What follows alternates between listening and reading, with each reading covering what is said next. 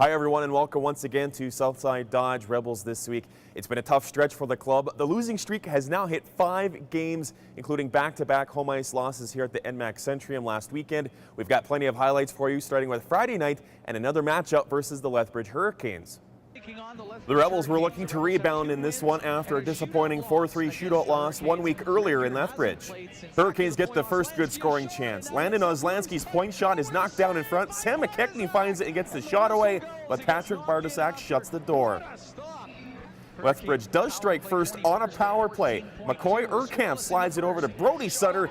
He beats Bartosak for his 11th of the season. It's 1-0. Rebels look to tie it up on a 2-on-1. Adam Cambites feeds John Person, but Damian Ketlow sprawls to get a pad on it.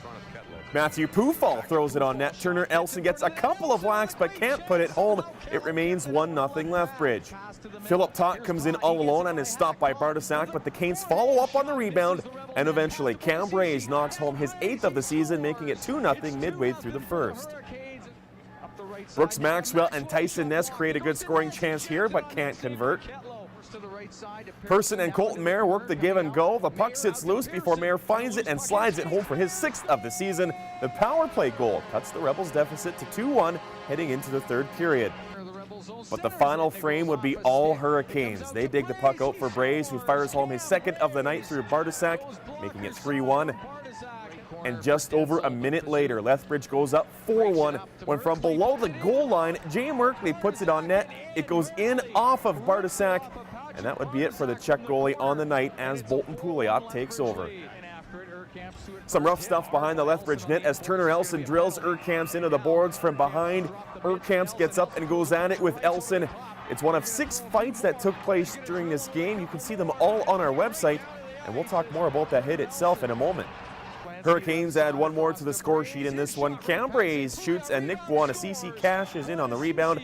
And for the 2nd Friday in a row, the last place Lethbridge Hurricanes beat the Rebels. Unfortunately, the Rebels just weren't good enough on this night. Colton Mayer's 2nd period goal, the only bright spot. I don't know what's more disappointing, the fact that we didn't play at all in the first period or the fact that we came out the way we did in the third with a 2-1 deficit.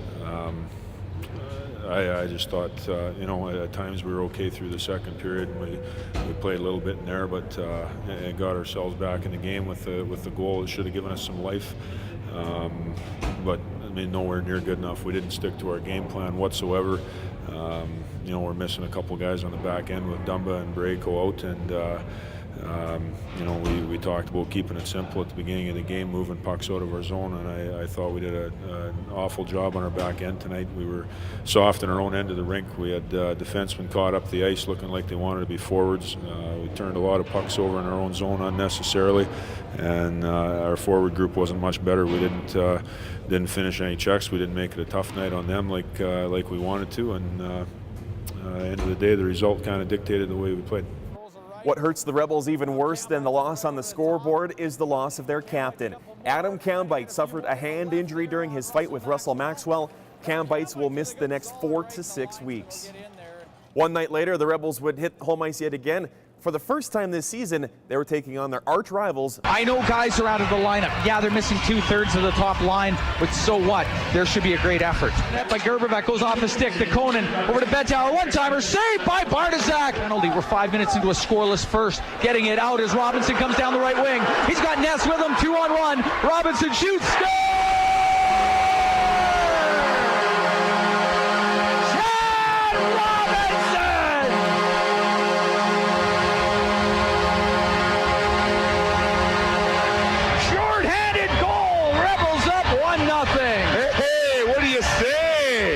Rebels, first goal of the game. Hey, we got toots and micks everywhere. It's the Red Deer Rebel Toque Toss and the Red Deer Christmas Bureau picking up toques and mitts. First shot of the game for the Red Deer Rebels, and it goes in. Here's Conan off the draw to Bedtower, steps in, shoots, scores. James Bedtower able to walk in, and he goes glove side on Bartosak. That's a power play goal. This game's tied at 1 against Red Deer in his career. Puck behind the Rebel net. Hamilton gets pasted back there. Penalty coming up. Now Weller, he's right on Kessie. They got the gloves off. Weller and Kessie. Weller throws a right. Weller underneath. Oh, Weller tags him on the right. Kessie with some rights over the top. Weller keeps at him. Weller's trying to hold him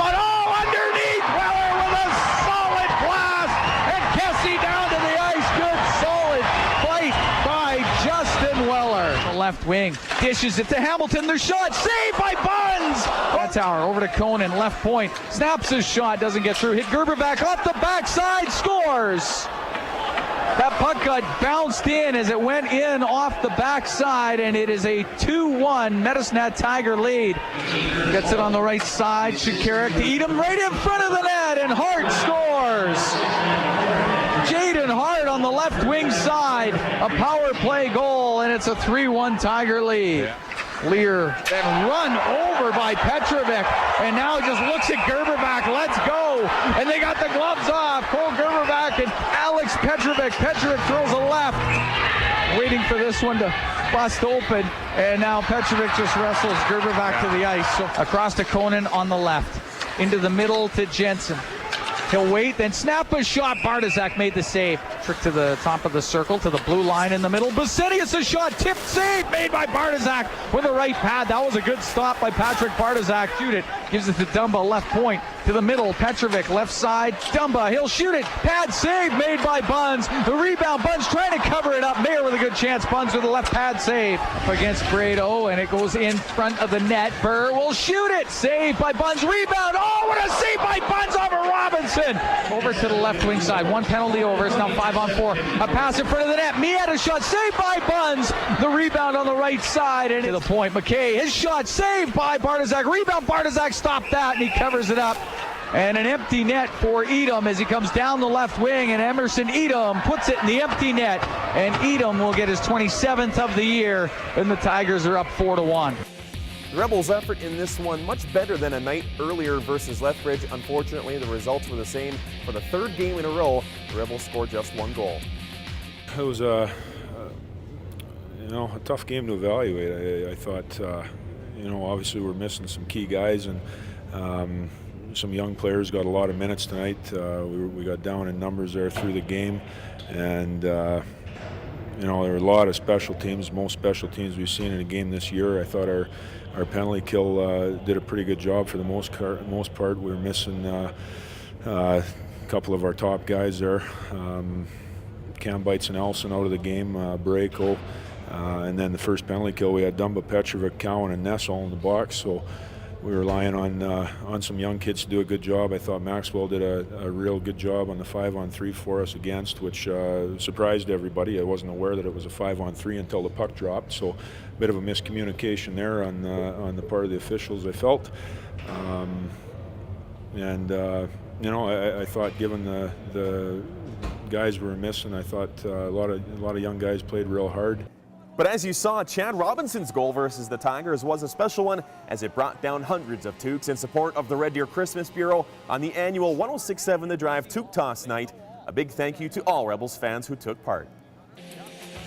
The injury bug really starting to bite the Rebels. Adam Cambites will miss 4 to 6 weeks after hurting his hand in a fight Friday versus the Hurricanes.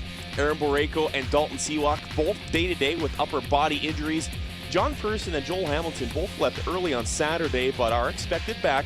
But as a result, Scott Fazer has been called up from the Red Deer Midget AAA Optimist Rebels and will play Tuesday night in Lethbridge. We're short-handed here. We're a bit banged up. Camby's going to be gone for a while, and that's a hole in your lineup for sure. Going into tomorrow night's game, we're missing Cam Bites, we're missing Elson. Haven't heard on his suspension yet, but unsure if he'll be in our lineup. Pearson is questionable right now, and Barreco and Seawalk are still out as well. So we're missing some guys. Scott Fazer is going to come up and play with us, so it'll be an opportunity for him to get into the lineup. After briefly sitting atop the Central Division standings, the Rebels find themselves in 4th place after the weekend, 2 points back of Edmonton and just 1 point ahead of the Calgary Hitmen. John Person continues to lead the Rebels in scoring with 28 points through 24 games. Alex Petrovic, the leading scorer amongst team defensemen, with 22. Cam Bites hangs on to the goal lead for now with 12. This week kicks off a stretch of 10 games in 16 days for the Rebels, starting Tuesday night in Lethbridge versus the Hurricanes. They come home to the NMAX Century on Wednesday night versus Spokane. Then this coming weekend, Friday, they are in Brandon. Saturday, they're at Regina. Coming up after the break, good news for 2 members of the Rebels in their bid to play at the World Juniors. Southside Dodge Rebels This Week is presented by Southside Dodge Chrysler Jeep in Red Deer, Alberta.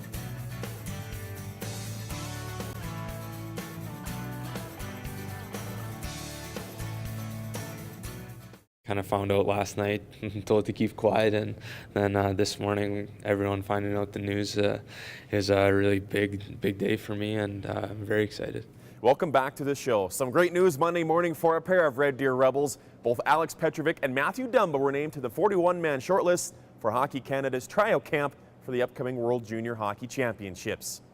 It's no secret to Rebels fans that both are very much worthy of being named onto the list, but they'll be in tough to crack Team Canada's roster as 14 top-ranked D-men from across the country will battle for just 8 roster spots. I'm the only 94 on the roster and kind of 2 years underage. It's a pretty big deal for me, and I set out to make this one of my goals, and I'm happy that I've reached it. It's a big accomplishment for myself, and I mean, I can just thank my teammates and everything, my coaches for helping me get there. And I think you know, it's one step to get invited to the camp, but I think once you're there, you gotta prove yourself to make the team. And I think once I get that, if I make the team, then I think I'll be really happy about it. From the hockey perspective, you know, they've got to go in and just do what they do. I think they both bring certain elements that are similar and certain elements that are different. And I know in Petro they're looking for a guy that can really be a steady stay-at-home guy that can shut the other team's top players down and be a physical presence, and there's no question in my mind he can do that. He just has to go to the camp and carry himself that way and play to his strengths. And Matty, I think they're excited about the unique elements he brings. Obviously the open ice hitting is an element that can change the flow of a game and impact a game, and his offensive tools, his skating ability, and his ability to shoot the puck. So I think you know, they both bring some tools to the table that they're looking for and that are going to get them noticed, and they've just got to play to their strengths. They don't have to be something they're not, and it's just a matter of going in focused and really believing that they belong there. That's a big part of it too. You have to go in and understand that you're there for a reason, not be overwhelmed by it. Just go out and play the game. There's a lot of really talented guys, really great defensemen, obviously, and I don't know. I think I just got to go in there and play my game, play simple, play defensive hockey, and just hit guys and you know, move the puck up to the skilled forwards. And as long as I do my job, then hopefully they'll take that into account. Petch is kind of like a big brother to me, and kind of lean on him and look to him for wisdom all the time. So having him there will be nice. Picked off and in the neutral zone. Miette will shoot it in. 2 other Rebels have been named to Team West for the upcoming World U17 Hockey Challenge. Defenseman Cale Detzel and forward Corey Miette, both Saskatchewan natives, will play for Team West next month in Windsor, Ontario. We were on the bus back from Victoria, so I was a little bit tired, so I didn't know what to think, but getting to think about it the next day was really exciting, and looking at the roster, we looked pretty good. Started off pretty good here, so I thought I was going to make the team, so I was just happy to get the call from him. Knowing someone to go with me, probably traveling back to Red Deer together after the tournament will be awesome.